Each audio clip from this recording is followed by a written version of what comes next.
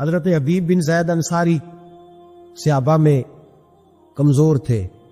صاحب عزد الغابہ نے لکھا ہے کہ یہ 11-12 بچوں کے باپ تھے اور مدینے سے کھجوریں خریدتے تو سر کے اوپر ٹوکرا رکھ کے دیہاتوں میں بیچنے جاتے. کہتے بیچنے جاتے، غریب آدمی تھے. جب مسلمہ کذاب نے نبی پاک صلی اللہ علیہ وسلم کو خط لکھا نا کہ میں بھی نبی ہوں معاذ اللہ، تو آپ بھی نبی ہیں تو شراکت کر لے معاذ اللہ. اس نے جب اس قسم کے الفاظ میں خط لکھا تو اللہ کے حبیب نے جواب لکھا، فرمایا میں تو سچا رسول ہوں، تو کذاب ہے. مجمع تھا صحابہ کا. نبی پاک نے فرمایا بھی میری ناموس پہ پہرا دینا ہے، یہ خط لے کے جانا ہے، کون جائے گا؟ تو صحابہ کہتے ہیں پیچھے بیٹھے تھے اور کھجوریں کھا رہے تھے. فٹافٹ اٹھے، غریب آدمی، 11 بچے، میرا روپ بھی نہیں تو میرا رنگ بھی نہیں تو مینو یار مناؤن دا ٹنگ بھی نہیں. غریب آدمی فٹافٹ اٹھے اور پادو کھڑا کر کے آنے لگے سونیا کسی اور کی ذمہ نہ لگانا، میں جاؤں گا. کہتے جب وہ بولے تو کہ منہ سے کھجور کے بقیہ حصے نکلے، صحابہ کچیروں پہ گرے. تو ایک صحابی کہنے لگے پہلے کھا تو لے پھر بات کر لینا. تو کہنے لگے اگر کھاتے کھاتے ڈیوٹی کسی اور کی لگ گئی تو، اگر کوئی نمبر اور لے گیا تھا، میں نے تو فٹافٹ کی ہے نا کہ نمبر میرا لگے. نبی پاک نے خط دیا، گھوڑا دیا، نیزہ دیا، فرمایا جا، رستہ بڑا کٹھن ہے، ذرا دھیان کرنا. عرض کی محبوبہ تو قبول فرما لے اور پھر میرا جانا دے.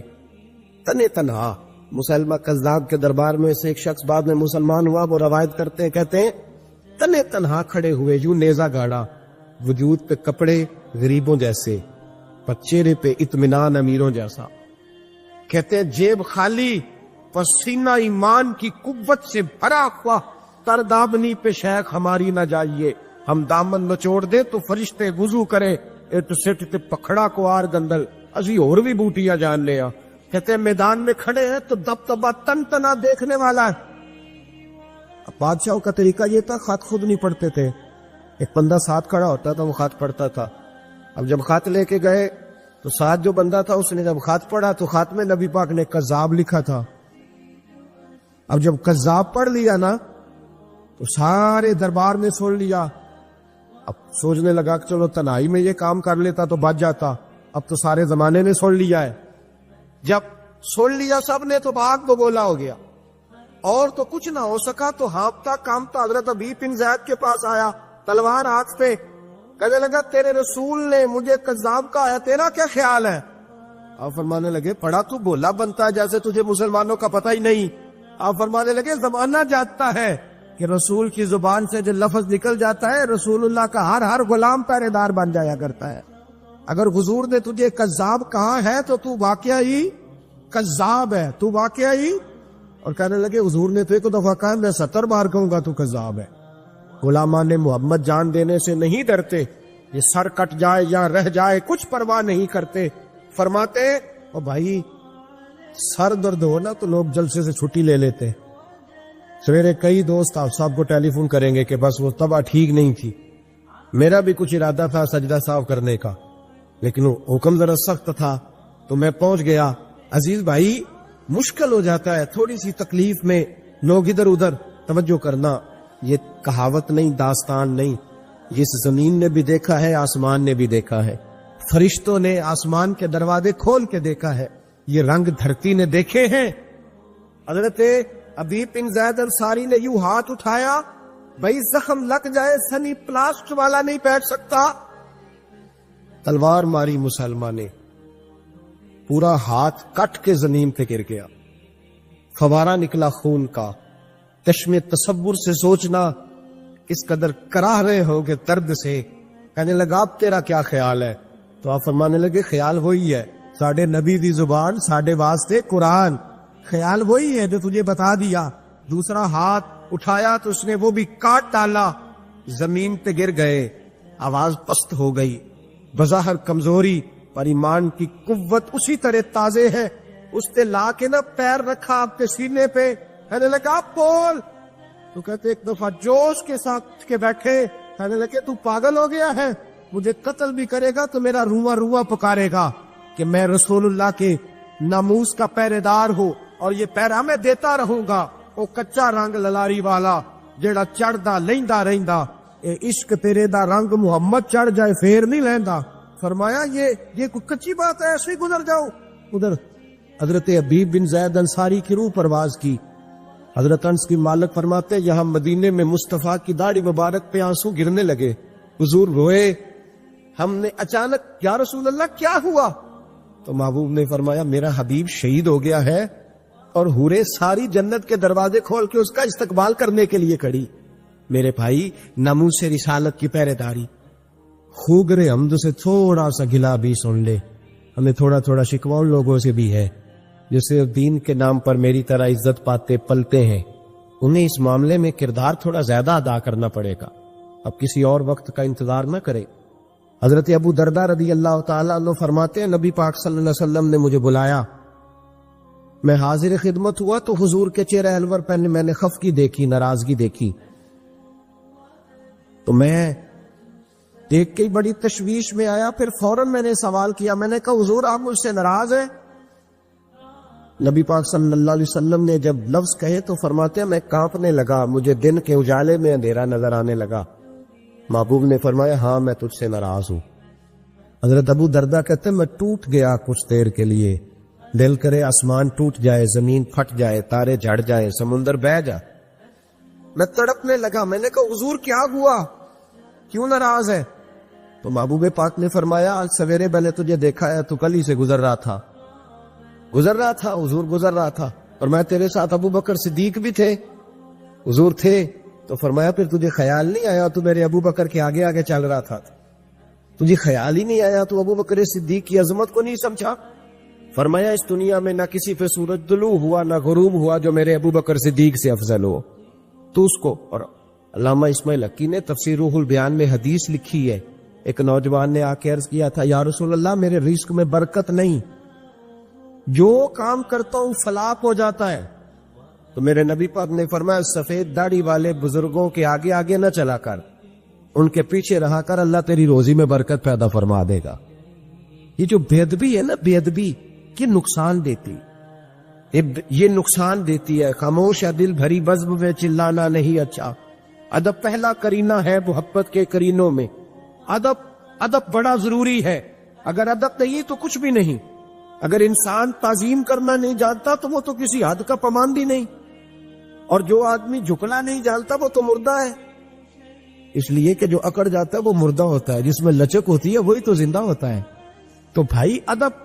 آج پوری دنیا میں امت مسلمہ کے حکمران سوچ رہے ہیں پورے اسلامی ممالک کے سفیر اکٹھے کر کے وزیر داخلہ سامنے بٹھائے, اور پھر وہ کہنے لگے بڑی جلدی ہم منت کرنے والے ہیں, ہم اقوام متحدہ کی منت کریں گے کہ ہمارے نبی پاک علیہ السلام کی بے ادبی ہو رہی ہے تو ذرا ہماری سنو. یہاں نا کسے باشد میں ساری جماعتوں کو ایک نظر سے دیکھتا ہوں. یہاں کسی جماعت کے لیڈر کے بارے میں بات کرو تو سویرے تماشا لگ جاتا ہے روڈ پہ, اسمبلی میں مکے چلنے شروع ہو جاتے ہیں. اور رسول اللہ صلی اللہ علیہ وسلم کی ناموس کی بات ہوتی ہے تو وہ لوگ جن کو آپ لائنوں میں لگ کے ووٹ دیتے ہیں وہ لوگ اس پر کمنٹس کرنا بھی پسند نہیں کرتے, دو جملے کہنے بھی پسند نہیں کرتے. سنو جناب ابو بکر صدیق رضی اللہ تعالیٰ عنہ کا فتویٰ کیا ہے. حضرت ابو بکر صدیق رضی اللہ تعالیٰ عنہ کو جناب عمر نے آ کے مشورہ دیا, کہا جناب حالات اچھے نہیں ہیں, محبوب کے وصال ظاہری کو تھوڑا وقت گزرا ہے اور کئی قسم کے لوگ بغاوت کر رہے ہیں. وہ مسلمہ کذاب جس نے ختم نبوت میں نقب لگایا ہے, آپ تھوڑی مہلت دیں, ذرا تھوڑا اس کو موقع دے. وہ بے ادب تو ہے پر ذرا تھوڑا موقع دے اس کو, تھوڑے حالات صحیح ہو جائیں گے تو پھر مقابلہ کر لیں گے اس کا. حضرت ابو بکر صدیق نے جناب عمر فاروق جیسے شخص کو گھورا, فرمایا عمر تجھے تیری ماں روئے, اسلام لانے سے پہلے تو سخت تھا, تجھے کیا ہو گیا ہے؟ فرمایا میں مدینے میں اکیلا بھی رہ گیا اور جنگل کے درندے آ کر میری بوٹیاں بھی نوچ کے لے گئے, پھر بھی میں رسول اللہ کی عزت کے ناموس کے تحفظ کے لیے میدان میں اکیلا کھڑا ہو جاؤں تھا. مجھے کسی شخص کی پرواہ اور حکمران کا شکوہ کیا کرنا. یہاں گھی کا ریٹ زیادہ ہو جائے تو ہمارے ہر پھٹے پہ ایک ٹاک شو لگ جاتا ہے, ہر چوک میں ایک بحث ہونے لگتی ہے, پھر ریٹ. یہاں کل کوئی سیاسی بیان داغ دے گا تو دیکھنا کس طرح لوگ. لیکن ناموس رسالت کے مسئلے میں نا وہ جس طرح 4 5 10 اینکر ہیں ہمارے ملک کے, وہ بیچارے اپنی تنخواہ سیدھی کرتے ہیں.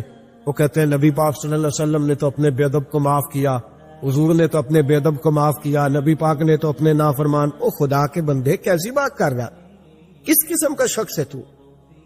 او اللہ کے بندے، نبی پاک نے اپنے بے ادب کو معاف کیا، کسی صحابی نے نبی پاک کے بے ادب کو معاف نہیں کیا۔ اگر کسی غلام نے معاف کیا تو بتلا۔ اور رسول اللہ صلی اللہ علیہ وسلم نے بھی اس کو معاف کیا جو چھپ چھپا کے در رسول پہ آ گئے، ورنہ تو میرے حبیب نے فرمایا میرا بے ادب اگر کعبے کی دیوار کے ساتھ بھی لپٹا ہوا ہو تو وہاں سے نکال بھی قتل کر دو، اس لیے کہ دنیا میں سب سے بڑا فتنہ پرور وہ ہے جو رسول اللہ کی بے ادبی کا ریکارڈ ہے، وہ فتنہ پرور۔ میرے بھائی، نبی پاک صلی اللہ علیہ وسلم کے ساتھ امت کا جو رشتہ ہے وہ وارفتگی کا رشتہ ہے، وہ جنون کا رشتہ ہے، جنون کا۔ قرآن مجید نے کہا یا ایھا النبی انا ارسلناک شاہدا ومبشرا ونذیرا، اے محبوب ہم نے آپ کو خوشخبری دینے والا، ڈر سنانے والا، حاضر ناظر، گواہ بنا کے بھیجا ہے، لتؤمنوا باللہ ورسولہ، تاکہ لوگ اللہ پر ایمان لائیں، اس کے رسول پر ایمان لائیں، وتوزروہ وتوقروہ، اور پھر آپ کی تعظیم اور توقیر کریں، وتسبحوہ بکرۃ واصیلا، پھر صبح و شام اللہ کی پاکی بیان کریں۔ تعظیم رسالت مآب، نبی پاک کا ادب۔ ہم نے تو ان ماؤں کا دودھ پیا ہے جن ماؤں نے کسی حدیث میں نہیں پڑھا تھا۔ ہم نے آج تک نہیں سنا کسی ممبر سے یہ آواز آئی ہو کہ اذان ہو تو سر پہ دوپٹہ لے لینا چاہیے، لیکن میرے دیہات کی ان پڑھ اماں بھی ٹی وی پہ اذان بھی شروع ہوتی ہے تو کہتے ٹھہر جاؤ، پہلے مجھے دوپٹہ لا کے دو، میرے محمد کا نام آنے لگا ہے، میرے رسول پاک صلی اللہ علیہ وسلم کا نام آنے لگا۔ میرے تو دیہات کی ان پڑھ اماں بھی مصطفیٰ کریم کا ادب کرنا جانتی، ہم نے تو ان ماؤں کا دودھ پیا۔ او بھائی، نبی پاک صلی اللہ علیہ وسلم کی امیر ملت سنوسی بانی پاکستان حضرت پیر سید جماعت علی شاہ صاحب محدث علی پوری رحمۃ اللہ علیہ، آپ فرماتے ہیں جب پاکستان کی تحریک چل رہی تھی نا تو ہم لوگ پاکستان کے حق میں تقریریں کرتے اور ہندو پنڈت جو تھے وہ پاکستان کے مخالف تقریریں کرتے۔ تو اب تو خیر گنگا ہی الٹی بہ گئی ہے نا، اب تو ہمارے بہت سارے کالم نویس لمبے چوڑے کالم لکھ کے اینڈ پہ لکھتے ہیں کہ ریاستوں کا مذہب نہیں ہوتا، مذہب انسانوں کا ہوتا ہے، ملکوں کا مذہب نہیں ہوتا۔ اور خدا کے بندے، اگر ملکوں کا مذہب نہیں ہوتا تو پھر میرے رسول پاک صلی اللہ تعالی علیہ وسلم اسلامک اسٹیٹ مدینے کو کیوں قرار دیتے؟ پھر حدود حرم کے اندر غیر مسلم کا داخلہ منع کیوں ہوتا؟ اگر مذہب ہی نہیں ملک کا تو یہاں لوگ اس قسم کی اسٹیٹمنٹ دیتے۔ امیر ملت علیہ رحمہ فرماتے ہیں کہ ہمیں یہ نہیں کہا گیا تھا کہ پاکستان سیکولر بنے گا، اگر سیکولر کی بات ہوتی تو علماء کو قربانیاں دینے کی کیا ضرورت؟ ہمیں تو بتلایا گیا تھا کہ پاکستان کا مطلب کیا؟ لا الہ الا اللہ محمد رسول اللہ صلی اللہ علیہ وسلم۔ ہمیں تو بتایا گیا تھا وہ ملک بنے گا جس میں حضرت عمر بن عبدالعزیز کے ماننے والے آئیں گے، وہ ملک بنے گا جس میں حضرت عمر فاروق کو لیڈر سمجھنے والے آئے، حضرت ابو بکر صدیق کو فالو کرنے والے لوگ آئے۔ ہمیں تو یہ بتلایا گیا۔ حضرت جناب سیدنا پیر جماعت علی شاہ صاحب کہتے ہم تقریریں کرتے تھے تو ہندو پنڈت جو تھے وہ خلاف تقریریں کرتے۔ ایک جگہ ہندوؤں کا جلسہ تھا، کانگریس کے حمایتی لوگ تھے، تو کہتے وہاں سارے ہندو تھے، مسلمان کوئی نہیں تھا۔ تو ہندو پنڈت نے نا معاذ اللہ نبی پاک صلی اللہ علیہ وسلم کی شان میں کوئی بے ادبی کر دی۔ کہتے وہاں کوئی اور نہیں تھا، ایک ملنگ تھا، وہ پیچھے بیٹھ کے نا تو دوری ڈنڈے کے ساتھ اپنا کوئی کام کر رہا تھا۔ توجہ ہے میری بات پر آپ دوست؟ میری بات کی سمجھ آ رہی ہے ہم آپ؟ وہ پیچھے سے اٹھا اور جانے کہاں سے اسٹیج پہ چڑھ گیا اور اس نے نا پنڈت کے سر پہ 2-3 ڈنڈے مارے۔ کہتے پنڈت فوت ہو گیا وہیں۔ اب شور ہوا، لوگوں نے اس کو پکڑ لیا، جیل میں بند کر دیا۔ حضرت امیر ملت کہتے میں اس کو ملنے گیا، میں نے کہا یار نہ تو نماز پڑھے، نہ تو روزہ رکھے، نہ تو شریعت کی طرف آئے، اور تو نے اتنا بڑا کام کر دیا، بے ادب بھی مار دیا ہے۔ تو کہتے اس شخص نے وہ جواب دیا جو لاکھوں محدثین کے اقوال کی تشریح تھا، جو سینکڑوں مفسرین کی آراء کا لب لباب تھا۔ کہتے ہیں وہ ملنگ مجھے کہنے لگا پیر صاحب میں نماز نہیں پڑھتا، میری غلطی ہے، روزہ نہیں رکھتا، میری غلطی ہے، میں شریعت کی طرف توجہ نہیں کرتا، دعا کرے اللہ مجھے توفیق دے، ساری غلطیاں اپنی جگہ پہ، پر میں گناہگار ہوں، اپنے محمد عربی کا غدار تو نہیں نا، میں گناہگار ہوں، کوئی غدار تو نہیں نا، یہ تو نہیں نہ ہو سکتا میری موجودگی میں کوئی میرے رسول کے بارے میں بات کر جائے۔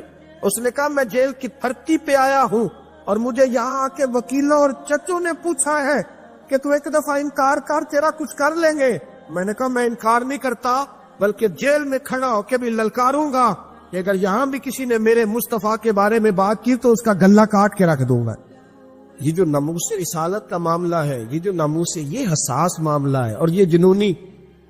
دیکھیں حضرت سیدنا صدیق اکبر رضی اللہ تعالیٰ عنہ ایک بہت بڑی شخصیت کا نام ہے۔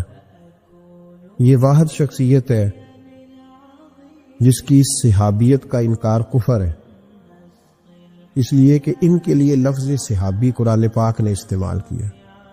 اذ یقول لصاحبہ لا تحزن ان اللہ معنا، جب کہا انہوں نے اپنے صحابی سے کہ غم نہ کرو، ان اللہ معنا، اللہ ہمارے ساتھ۔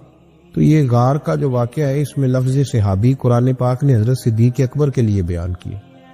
ان کے صحابی ہونے کا جو انکار کرے گا کافر ہو جائے گا۔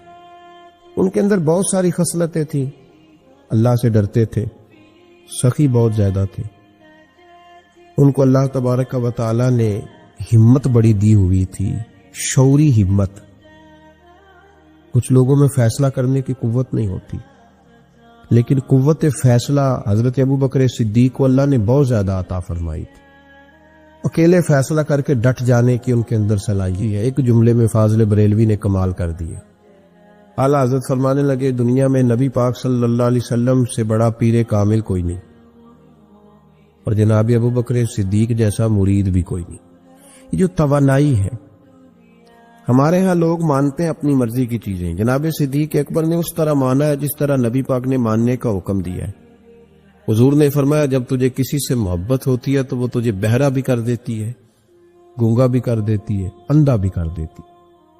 نہ انسان محبوب کا نقص دیکھ سکتا ہے، نہ سن سکتا ہے، اور نہ کبھی اس کی زبان سے وہ جملہ ادا ہو سکتا ہے۔ جس کو محبت ہو، جس نے بات سن لی وہ بھی محبت میں کچا ہے، جس نے بیان کر لی وہ تو فیل ہے نا، بالکل ہی وہ تو ناکام ہو گیا، اور جس نے دیکھ لی اوہو ایسا نہیں کرنا چاہیے تھا، اس نے بھی ابھی پیار نہیں کیا۔ یہ وہ الفاظ ہیں حدیث کے جو خود رسول پاک نے بیان فرمائے۔ نبی پاک صلی اللہ علیہ وسلم نے فرمایا محبت آدمی کو اندھا بھی کر دیتی ہے، بہرا بھی کر دیتی ہے، گونگا بھی کر دیتی ہے۔ جب محبت ہوتی ہے تو پھر انسان کو کوئی ایسی چیز نظر، ابو جہل نے محبوب پاک علیہ السلام سے کہا معاذ اللہ، مجھے تو آپ کی طرح کا شخص کوئی نظر ہی نہیں آتا، یعنی اس نے کمزور لفظوں میں کہا۔ حضرت صدیق اکبر حضور کے سامنے کھڑے ہوئے تو کہنے لگے محبوب تیرے جیسا حسین نظر کوئی نہیں آتا۔ اب اس کے پاس چونکہ بغض تھا تو اپنے لفظوں میں بات کر رہا تھا، اس کی جو دل کی بات تھی وہ الفاظ بن کے آ چکی تھی۔ حضرت صدیق اکبر کے دل میں محبت تھی تو وہ اپنے لفظوں میں بات کر رہے، اپنے جملوں میں اس کا اظہار کر رہے۔ یاد رکھیے گا انہوں نے اس طرح محبت کی جس طرح محبت کرنے کا حق ہوتا، یعنی ہر چیز ہی، مال بھی دے دیا، اولاد بھی دے دی، سارے بچے نبی پاک کی غلامی پہ لگا دی، غلام بھی سارے حضور کے پیچھے لگا دیے، بس نبی پاک کی ڈیوٹی کرنی ہے۔ ہزاروں دینار کا نقصان اٹھایا لیکن نبی پاک صلی اللہ علیہ وسلم کی غلامی پر ہر چیز کو ترجیح دی۔ بات تو ہم نے بڑی دفعہ سنی ہے، پر کبھی اس کے حسن کو بھی ملاحظہ فرمائیے نا، کبھی ذرا ملاحظہ فرمائیے نا۔ لوگ پیار کرتے ہیں، محبت کا دعویٰ کرتے ہیں، لیکن کہتے ہیں بھئی رستے رستے کی محبت ہے، یہاں مجھے 5000 کا نقصان ہو رہا ہے، یہاں نہیں میں محبت کر سکتا۔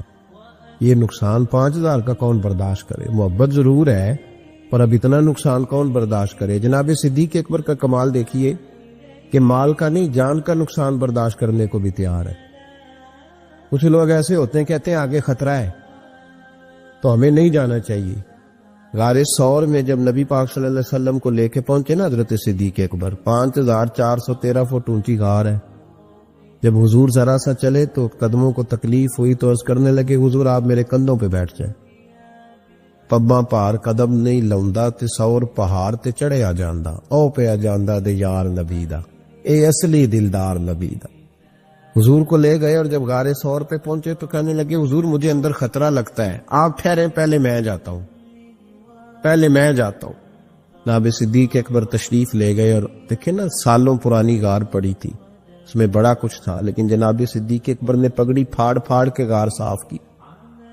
پھر جہاں سوراخ تھے نا، خطرہ تھا کہ کوئی سانپ بچھو نہ نکل آئے، وہاں چھوٹے چھوٹے ٹکڑے رکھ کے غار کو بند کیا۔ جب مکمل تسلی کر لی تو کہا حضور اب آپ تشریف لے آئی۔ اب جب غار سے نکلے نا جانے کے لیے، اس انداز کو بھی ذرا دیکھیں. لوگ آج خشک دین کے بڑے قائل ہیں، کہتے ہیں بس ٹھیک ہے نماز پڑھنی چاہیے، روزہ رکھنا چاہیے. اتنی لمبی باتیں، آپ معرفت کی بات کرتے ہیں، آپ محبت کی بات کرتے ہیں، آپ وارفتگی کی بات کرتے ہیں. کچھ لوگوں کو تو لفظ عشق ہی بڑا برا لگتا ہے، وہ اس جملے تک جانا ہی پسند نہیں کرتے. او خدا کے بندو، یہ بھی تو انداز دیکھو نا صحابہ کا. جب نبی کریم سید عالم صلی اللہ علیہ وسلم کو لے کے وہ نکلے نا غار ثور سے، تو حضور کے ساتھ ساتھ چل رہے تھے. تو کبھی نبی پاک کے آگے جاتے تھے، کبھی حضور کے پیچھے، کبھی دائیں کبھی بائیں. تو محبوب کو پتہ ہے، پھر بھی پوچھا ابو بکر یہ کیا کر رہے ہو؟ تو عرض کرنے لگے حضور مجھے شک ہے کہ کافر طاق میں چاہتا ہوں اگر آگے سے تیر آئے تو وہ بھی میرے سینے پہ لگ جائے. پھر مجھے خیال آتا ہے ہو سکتا ہے پیچھے سے آ جائے تو پیچھے ہٹتا ہوں کہ اگر پیچھے سے کوئی نیزہ آئے تو وہ بھی مجھے ہی لگ جائے، کوئی دائیں سے آئے تو وہ بھی مجھے لگ جائے، کوئی بائیں سے آئے تو مجھے لگ رہی. تو طبیعت نہیں چاہتی کہ آپ کو ذرا سی بھی تکلیف پہنچے. یہ ذائقہ جب نبی پاک کے لیے لوگوں کے دلوں میں پیدا ہوتا ہے تو پھر اللہ تبارک و تعالی دین کی روشنی روح تک عطا فرما دے. امام فخر الدین رازی نے لکھا ہے، سینکڑوں سال پہلے کے مفسر، اب تو لوگ سارا کچھ کھاتے میں ڈال دیتے ہیں نا کچھ مخصوص لوگوں کی. امام فخر الدین رازی نے لکھا، دیکھیں بات بڑی سادی سی ہے، لیکن حضرت ابوبکر صدیق کا بھی اپنا ذائقہ ہے. حضور نے انگوٹھی دی، کہا جاؤ اس انگوٹھی پہ نا اللہ کا نام لکھوا لاؤ. پہلے یہ بتائیے کہ چھوٹے چھوٹے کام اتنے بڑے بڑے لوگوں کو بھی بتائے جاتے ہیں. یہاں تو پانی پلانے کے لیے اور بندہ ہوتا ہے جو تھوڑا سیانا ہوتا ہے، وہ کہتا ہے یہ میری ڈیوٹی تو نہیں نا، میں تو صاحب ہوں، مجھے تو خود میں آیا ہوں مجھے پانی پلایا جائے، آپ یہ کیا کہہ رہے ہیں میں پانی پلاؤں؟ حضرت ابوبکر صدیق رضی اللہ تعالیٰ عنہ کو نبی پاک کام بتاتے تھے، اپنے ذاتی چھوٹے کام جو کوئی بچہ بھی کر کے آ سکتا ہے، لیکن یہ بھی میرے محبوب کی محبت ہے. فرمایا جو میری ذات کے تعلق سے کام ہوگا وہ میرا ابو بکر ہی کر کے آئے گا. جناب صدیق اکبر کو انگوٹھی دی، فرمایا جاؤ اس پہ اللہ کا نام لکھوا لاؤ. امام فخر الدین رازی نے لکھا ہے جناب صدیق اکبر گئے، کہتے ہیں میں نے لکھنے والے سے کہا کہ اللہ کا نام لکھ دو، پھر میری طبیعت نے گوارا نہ کیا کہ صرف اللہ کا لکھاؤں. میں نے کہا یار اس طرح کرو ساتھ میرے مصطفیٰ کا بھی لکھ دو. حضور کا حکم کیا ہے؟ تو حضرت ابوبکر کیا کہتے ہیں؟ یہاں لوگوں کو بڑا شکوہ ہے، کہتے ہیں آپ جناب بڑھا کے حضور کی شانے پہ اتنی بات کہو جتنی ہے، حد میں رکھو. اور میں نے کہا بیوقوف تو حضور کی حد بتا دے نہ ہم وہیں تک رہ جائیں گے. بلغل الا بے کمال ہی کشف الدجا بے جمال حسنت جمیع خصال صلو علیہ وآلہ. وہ حد بتا، ہم حد تک رہیں گے. نبی پاک صلی اللہ علیہ وسلم نے کہا میرا نام لکھو، اللہ کا نام لکھواؤ. جناب صدیق اکبر نے ساتھ حضور کا بھی لکھوا لیا. واپس لائے نا، حضور کو انگوٹھی دی تو اس پہ لکھا تھا اللہ، محمد اور ابو بکر. تو حضور نے فرمایا ابو بکر یہ تو نے کیا کیے؟ میں نے کہا تھا اللہ کا لکھوا لا، تو میرا بھی لکھوا لایا اپنا بھی. جناب صدیق اکبر چونک گئے. امام فخر الدین رازی نے لکھا چونکے، عرض کرنے لگے یا رسول اللہ میں نے آپ کا نام تو لکھوایا ہے، میری طبیعت گوارا نہیں کرتی تھی کہ اللہ کا ہو اور آپ کا نہ ہو، خدا کا ذکر کرے ذکر مصطفیٰ نہ کرے، ہمارے منہ میں ہو ایسی زبان خدا نہ کرے. کہا حضور اللہ کا نام تو آپ نے کہا تھا اور میں نے ساتھ گوارا نہیں کیا کہ آپ کا نہ ہو تو میں نے لکھوا لیا ہے، باقی اپنا میں نے نہیں لکھوایا. حضور واللہ میں نے نہیں لکھوایا. محبوب ابھی بات سن ہی رہے تھے کہ جبریل امین حاضر ہو گئے. عرض کرنے لگے یا رسول اللہ رب فرماتا ہے ابو بکر گوارا نہیں کرتا کہ میرے نام سے آپ کا نام جدا ہو، تو رب گوارا نہیں کرتا کہ آپ کے نام سے ابو بکر کا نام جدا ہو. لہذا ابو بکر نے آپ کا لکھوایا ہے اور ابو بکر کا رب کریم نے لکھوا دیا ہے.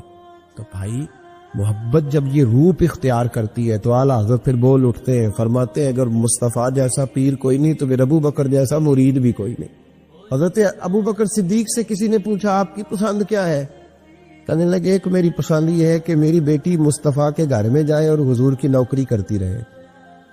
اور یا ابو بکر دوسری، فرمایا دوسری پسند یہ ہے کہ رب مجھے مال دیتا رہے اور میں محبوب کے قدموں پہ قربان کرتا رہوں. تو تیسری، فرمایا تیسری پسند یہ ہے کہ النظر الی وجہ رسول اللہ، حضور بیٹھے رہیں اور میں حضور کے چہرے کا دیدار کرتا رہوں. یہ میری پسند. انہوں نے اپنی زندگی ڈھال لی تھی نبی پاک کی غلامی، ڈھال لیا تھا اپنے آپ. اس لیے مطمع نظر ہی ایک تھا، زاویہ نگاہ ہی ایک تھا، سوچ ایک کی طرف رہتی تھی، دائیں بائیں جاتی نہیں. میرے بھائی جب محبت خالص کرنی ہے تو میرے اسا فرمایا کرتے تھے کسی نے حضور کا عشق سیکھنا ہے تو جناب صدیق اکبر سے سیکھے، ان سے سیکھو حضور سے محبت کس طرح کرنی، انہوں نے غلامی کس طرح کا انداز. ایک دن بیٹھے بیٹھے نا ایسے مسجد میں بیٹھے ہوئے تھے تو اچانک اٹھے، ہوش مند آدمی تھے، دانا آدمی تھے، بڑی ڈیوٹی کرنے اٹھے تو جو ملک شام کی طرف رستہ جاتا تھا نا مدینے کا، اس رستے جانے لگے. امیر المومنین حضرت ابو بکر صدیق جاتے جا رہے ہیں. تھوڑی دیر گزری تو کچھ صحابہ نے کہا حضور آپ کدھر جا رہے ہیں؟ ہم بھی پیچھے پیچھے، کدھر جانا ہے؟ تو پلٹے تو رو پڑے، کہنے لگے ایک دفعہ نبی پاک صلی اللہ علیہ وسلم کئی دن کے بعد ہی نظر نہیں آئے تھے، پھر حضور ادھر سے تشریف لائے تو میرے دل میں خیال آیا شاید آج بھی حضور ادھر سے آ جائیں. تو میں چلا سب روگاں دا روگ محمد جس کا نام بچھوڑا. کہا میں جب بہت علیل ہوئے نا حضرت صدیق اکبر تو جناب عمر فاروق رضی اللہ تعالیٰ انہوں نے ایک طبیب بلایا ملک شام سے، کہا اسے دیکھو تو صحیح، روز بروز کمزور ہوتے جا رہے ہیں. تو طبیب دیکھ کے کہنے لگا مرض تو کوئی نہیں لیکن ان کا دل بے چین ہے، ان کی روح پریشان ہے، یہ کسی سے بچھڑے ہوئے لگتے. تو حضرت عمر کہنے لگے صدیق کیا بات ہے یار، کس سے بچھڑے ہو؟ تو جناب ابو بکر نے آنکھ کھول کے دیکھا، فرمایا تجھے تو جیسے پتہ ہی نہیں، تمہیں تو جیسے خبر ہی نہیں. تو حضرت عمر بھی رو پڑے. بھائی محبت کی تو ٹوٹ کے نبی پاک صلی اللہ علیہ وسلم کے ساتھ ان کی وفاؤں کا رشتہ رہا تو پھر حد درجے کا رہا، ہر چیز قربان کی. یہ جو لوگ سوچ سمجھ کے چلتے ہیں نا وہ بیچارے اپنے ذائقے کھو بیٹھتے ہیں سارے. حضرت صدیق اکبر رضی اللہ تعالیٰ عنہ کی زندگی بتاتی ہے کہ حضور کی غلامی کرو تو کھل کے کرو، ڈٹ کے کرو. پھر جو بچا بچا کے رکھتے ہیں ان کے پاس کچھ بھی نہیں رہتا. خود محبوب پاک صلی اللہ علیہ وسلم نے فرمایا حضرت اسماء بنت ابی بکر صدیق سے، فرمایا رب کے رستے میں جب دے تو گن گن کے نہ دیا کر ورنہ وہ بھی تجھے گن گن کے دے گا، اور کوئی چیز بچا کے نہ رکھ، اس کے رستے میں بے حساب دے وہ بھی تجھے بے حساب ہی عطا فرمائے گا. ہم محبت میں بھی کنجوسی کرتے سوچ سمجھ کے تھوڑی سی، تو وہ کس طرح کی محبت ہے جس میں بندہ سوچ رہا ہے، غور کر رہا ہے، ارادہ کر رہا ہے، تیاری کر رہا ہے، دیکھ رہا ہے، پرکھ رہا ہے، وہ کیسے آگے بڑھے؟ غلامی تو غلامی ہوتی ہے، غلاموں کی سوچیں اپنی نہیں ہوتی، سوچیں بھی غلام ہوتی ہیں. غلام جو ہوتے ہیں وہ اپنے محبوب کی رضا کی طرف توجہ رکھتے ہیں، دائیں بائیں لوٹ کر پلٹ کر ان کا مزاج نہیں ہوتا. حضرت ابو بکر صدیق رضی اللہ تعالیٰ عنہ نے محبوب پاک سید عالم صلی اللہ علیہ وسلم کی غلامی کی، ہر لحاظ سے کی، ہر وقت کی، ہر طریقے سے کی. امت مسلمہ اگر غلامی کا طریقہ سیکھے گی تو جناب صدیق اکبر سے سیکھے گی. حضرت صدیق اکبر بتلائیں گے کہ محبوب کریم سید عالم صلی اللہ علیہ وسلم کی غلامی کس طرح کرنی ہے. جب رات تھی نا بدر کی تو کافروں کا سب سے بڑا نشانہ یہ تھا کسی طرح حضور کو شہید کیا جائے. وہ پورا فوکس کیے ہوئے تھے کہ نبی پاک صلی اللہ علیہ وسلم کو شہید کرنا، پوری توجہ تھی. تو صحابہ کہتے ہیں کہ ہم نے ارادہ کیا کہ حضور کے لیے علیحدہ سے خیمہ بنایا جائے، چھپر بنایا جائے. حضور کے لیے وہ ہم نے چھپر بنا دیا، محبوب اس کے اندر قیام کرنے لگے. اب خیال یہ تھا کہ یہاں ڈیوٹی کون کرے گا، ڈیوٹی کون کرے گا، یہاں کون ٹھہرے گا، یہاں یہ بڑے خطرے والی جگہ ہے، یہاں کون ٹھہرے گا. فرماتے ہیں جب گفتگو ہونے لگی تو جناب صدیق ایک بار فٹافٹ بولے، کہنے لگے تمہیں ضرورت کیا ہے انتخاب کرنے، میں جو ہوں جب تک میں موجود ہوں کسی کافر کی جرت ہی نہیں مصطفیٰ کے خیمے کی طرف بھی دیکھ سکے، طاقت ہی نہیں. وہ آگے بڑھ کے ان جگہوں کا انتخاب کرتے، اس طرف ان کی توجہ رہتی. میرے محبوب پاک علیہ الصلوۃ والسلام ان پر اعتماد کرتے. 17 نمازیں نبی پاک نے جناب صدیق اکبر کے پیچھے ادا فرمائیں، 17 نماز. اور جناب ابو بکر کا بھی یہ حال تھا. آج تو باہر کھڑے ہو کے سلام پڑھو تو کچھ لوگ کہتے ہیں سلام آپ پڑھ لیں، کھڑے کیوں ہوتے ہیں؟ کھڑے ہونے سے دقت ہونے لگی. میں نے کہا چلو بیٹھ کے پڑھ لو بھائی، اگر اتنی سی بات صحیح آپ کو دشواری ہے. حضرت صدیق اکبر رضی اللہ تعالیٰ نے نماز پڑھا رہے تھے، محبوب پاک سید عالم صلی اللہ علیہ وسلم تشریف لے آئے. حضور ایک صلح کے لیے گئے. فرمایا مجھے دیر ہو گئی تو کسی کو ابو بکر سے کہنا نماز پڑھا لے. تو کہتے ہیں حضور کو دیر ہو گئی. جناب بلال نے اقامت کہی تو حضرت صدیق اکبر مصلی پہ کھڑے ہو گئے. ابھی 2 ہی رکعتیں پڑی تھی کہ حضور تشریف لے آئے. جس صف سے حضور گزرتے رہے صحابہ رستہ چھوڑتے رہے. دوران نماز ہی محبوب پہلی صف کے قریب آئے تو جناب صدیق اکبر نے قدم پیچھے ہٹایا. عین نماز میں، عین نماز. حضور نے فرمایا ابو بکر مکمل کرو نماز. پھر قدم ہٹایا. تیسری دفعہ پھر کہا، پھر قدم اٹھایا. جناب صدیق اکبر پیچھے ہٹ گئے. محبوب نے نماز مکمل کرائی اور فرمایا میں نے جب کہا تھا مکمل کراؤ تو کیوں نہیں کرائی؟ کیا خوبصورت انداز ہے. کہنے لگے یا رسول اللہ اب ابو قحافہ کے بیٹی کی اتنی ضرورت تو نہیں نا کہ مصطفیٰ کا امام ہی بن جائے. رب کریم کا وہ دوست جس نے کوئی چیز بچا کے نہیں رکھی، ہر شے ہی اپنے رب کی بارگاہ میں پیش کرتی. چند چیزوں سے انسان کو بڑا پیار ہوتا ہے، گھر اسے بڑا پیارا ہوتا ہے. وہ بڑا خوبصورت ہوٹل 5 سٹار ہوٹل میں رہا. وہ اسلام آباد گیا، کسی سفر پہ گیا تو بڑے اعلیٰ قسم کے اس کو کھانے ملے، بڑی چیزیں ملی، لیکن کبھی دائیں کروٹ کبھی بائیں کروٹ. تو ساتھ بیڈ پہ دوست تھا تو اس نے کہا صاحب سو جاؤ. تو اس نے کہا یار جو مزہ اپنے گھر میں سونے کا ہے وہ کسی اور جگہ تھوڑی ہے. گھر بڑا پیارا ہوتا ہے، انسان لگاؤ ہوتا ہے. جس بے تکلفی سے، سکون سے، آرام سے انسان اپنے گھر میں وقت بتاتا ہے کہیں اور مشکل ہو جاتا ہے. دوسرا، انسان کو اولاد بڑی پیاری ہوتی ہے. بڑی عجیب شے ہے، نہ ہو تب بھی بڑا دکھ ہے اور ہونے کے بعد بھی اس کی بڑی آزمائش ہے. یہ بڑی ایک میٹھی چیز ہے. اولاد ایک بڑا عجیب سا میوہ ہے. پتہ نہیں یہ کس انجیکشن کا نام ہے کہ چھاتی پر چڑھ جائے تو اللہ سکون عطا فرما دیتا ہے. پتہ نہیں کس ٹھنڈی دولت کا نام رب کریم نے اولاد رکھا. بڑی پیاری ہوتی ہے اولاد. پھر تیسری چیز انسان کی اپنی جان ہے، اور یہ اتنی قیمتی شے ہے کہ اللہ کریم نے فرمایا کہ اگر تیری گردن پہ کوئی آدمی پستول رکھ کے، تلوار تیرے گلے پہ رکھ کے کہے نا کہ رب کا انکار کر دے ورنہ مار دوں گا، تو فرمایا وقتی طور پہ میری ذات کا انکار کر پر جان بچا جا. اگر تم مرنے کے قریب ہو گیا ہے اور حرام شے کھائے بغیر تو بچ نہیں سکتا، مر جائے گا، تو فرمایا چل تو اس طرح کر حرام کھا کے جان بچا. پر جان بچانا فرض ہے، ضروری ہے. وطن بڑا پیارا، اولاد بڑی پیاری، جان بڑی پیاری. پر حضرت ابراہیم سے رب کریم نے فرمایا چل ابراہیم کوئی چیز دے، تو کہا یا اللہ تینوں ہی تیرے نام پہ قربان کرتا ہوں. تیری ہوئی ساری، ہر شے تیری. حضرت ابراہیم نے دین کے لیے، آپ شہر بابل کے قریب پیدا ہوئے تھے، وہاں سے مصر آئے، مصر سے فلسطین آئے، اور فلسطین سے آ کر کے کعبہ آباد فرمایا. زندگی سفروں میں گزری. سفر ایک تکلیف والی چیز ہے، پر حضرت ابراہیم نے وطن چھوڑ دیا، گھر چھوڑ دیا. جان بڑی عزیز ہوتی ہے. اصل میں نا جب انسان جد و جہد کرتا ہے نا دین کے لیے تو اس کے رستے میں بڑی چیزیں آتی ہیں. کبھی اولاد، کبھی گھر، کبھی باہر، کبھی حکومتیں، کبھی سیاستیں، کبھی چودراہٹیں. اس کے رستے میں بڑا کچھ آتا ہے اور اسے ہر چیز کو فیس کرنا پڑتا ہے. گھر کے اندر بھی جنگ ہوتی ہے اور گھر کے باہر بھی لڑائی ہوتی ہے. یہ آسان ہے ہی نہیں. ہم تو خیر ہتھیار چھوڑ کے پھینکنے والے لوگ ہیں، ہم بولے بالے لوگ ہیں. ہم کہتے ہیں میں نے تو کہا تھا مہندی نہ کرو، پر بیٹے نہیں مانے، بولے جو ہوئے.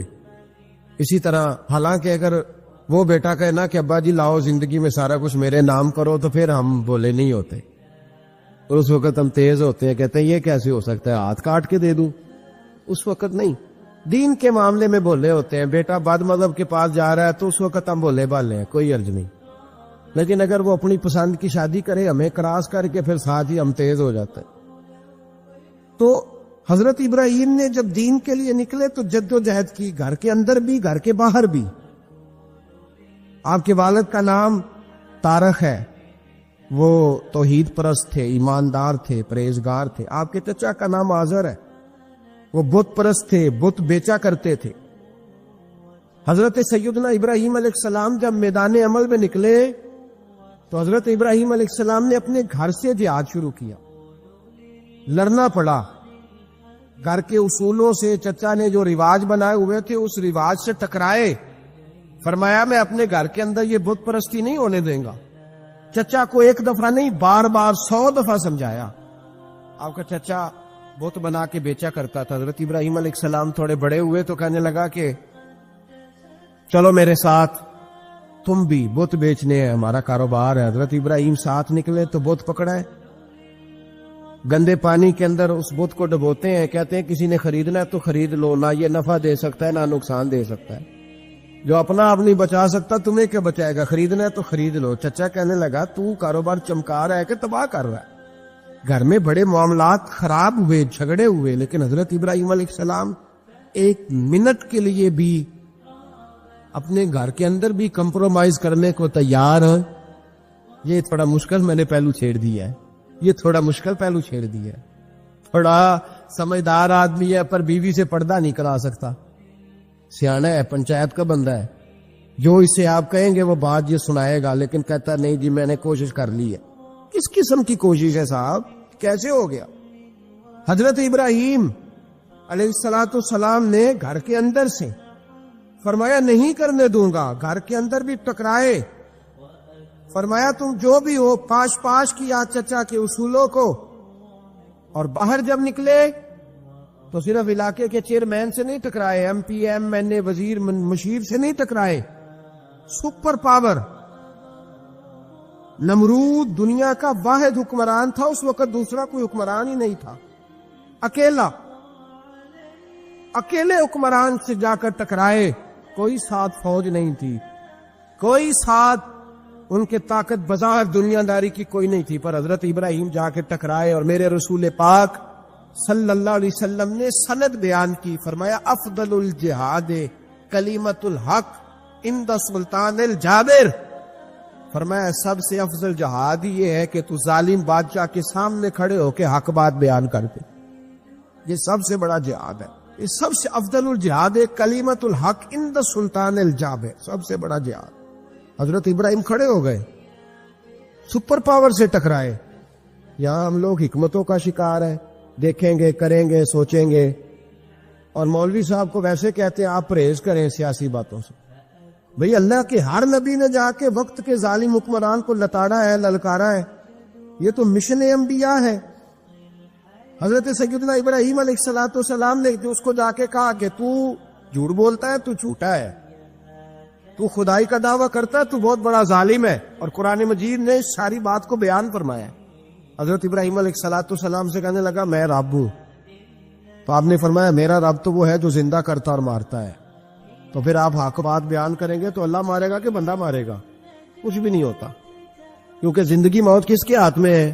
اللہ کے ہاتھ میں. زندگی موت اللہ, کچھ بھی نہیں ہوتا. انسان صحیح سمت کا تعین کرے اور صحیح چلے. حضرت علی شیر خدا سے کسی نے کہا تھا کہ آپ کے بڑی دشمنی ہے, کوئی محافظ رکھ لے. آپ فرمانے لگے موت خود بہت بڑی محافظ ہے, وقت سے پہلے آتی ہی نہیں. بڑی محافظ ہے, وقت سے پہلے. علامہ نورانی رحمت اللہ تعالی علیہ کراچی جیسے شہر میں رہا کرتے تھے, جہاں گام گام پہ خطرہ تھا.